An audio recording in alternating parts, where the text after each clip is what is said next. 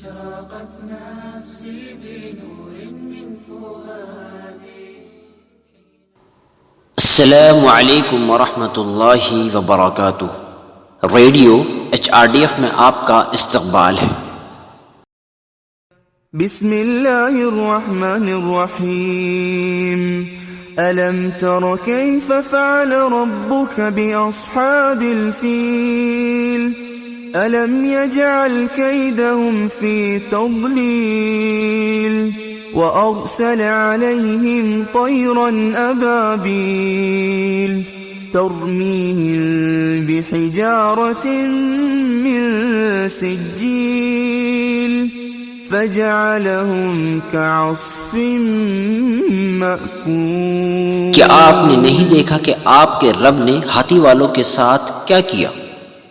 کیا اس نے ان کے خفیہ تدبیر کو بیکار نہیں کر دیا اور ان پر پرندوں کے جھنڈ بھیج دیے جو انہیں مٹی اور پتھر کی کنکریاں مار رہے تھے، پس انہیں کھائے ہوئے بھوسے کی طرح کر دیا.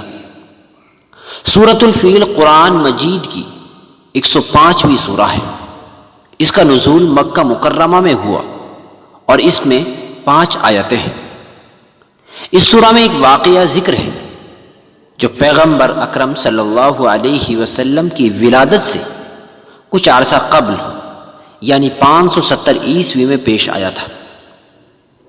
یمن کی سرزمین پر بادشاہ ابرہہ کی حکومت تھی جو حبشی شہنشاہوں کے زیر اقتدار تھا.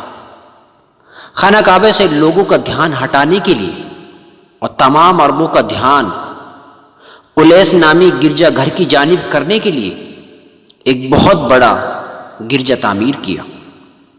لیکن عربوں نے اس مزار کو یعنی اس گرجا گھر کو زیادہ اہمیت نہیں دی. اس سے ناراض ہو کر ابرہہ مکہ مکرمہ کے کعبے کو مسمار کرنے کے لیے بہت بڑی فوج کے ساتھ روانہ ہوا. قریش جو خانہ کعبہ کے نگہبان تھے ابرہہ کی بڑی فوج سے نمٹنے کی صلاحیت نہیں رکھتے تھے. فوج کا مقابلہ کرنے سے قاصر و عاجز قریشی شہر چھوڑ کر چلے گئے. ایسے وقت میں اللہ نے ایک غیر معمولی عمل کے ذریعے ابرہہ کی فوج کو تباہ کر دیا. اللہ پرندوں کے ایک جھنڈ کو پتھروں سے لیس کر کے بھیجتا ہے. ان پتھروں نے انہیں تباہ کر دیا. کعبہ کو کچھ نقصان پہنچائے بغیر وہ حملہ آور تباہ ہو جاتے ہیں.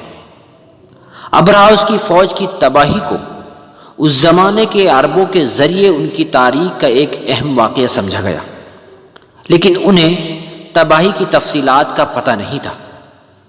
ہمیں بھی کچھ معلوم کرنا ممکن نہیں ہے اس کے علاوہ جو کچھ اللہ تعالیٰ نے ہمیں بتلایا ہے. ام القریٰ کے نام سے مشہور مکہ مکرمہ اور مکہ مکرمہ میں قائم خانہ کعبہ نے ہمیشہ ہی اسلام کے مخالفین کو مشتعل کیا ہے. واسکو ڈی گاما جو پرتگالیوں کے حملہ کی نگرانی میں تھا اس نے بھی کہا تھا کہ میں کعبہ کو ختم کرنا چاہتا ہوں. ہمیں یہاں یاد رکھنا چاہیے کہ وسیع اسرائیل کا نقشہ مکہ مکرمہ اور مدینہ پر مشتمل ہے. یہ ہمیں نہیں بھولنا چاہیے.